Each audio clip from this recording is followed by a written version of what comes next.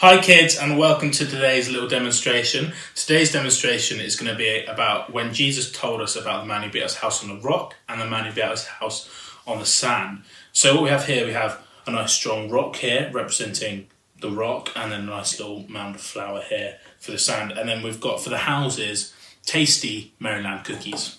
So in this story, Jesus says the person who acts on the words of God is like the man who builds his house on the rock.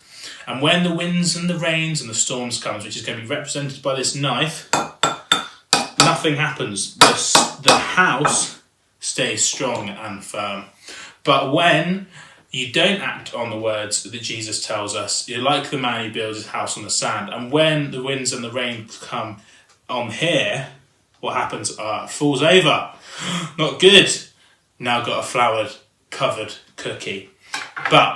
So this means when we are listening to the words of God, we should act on them and be like the wise man who built his house on the rock, not the foolish man who doesn't get to eat his cookie because it fell in the pit of sand.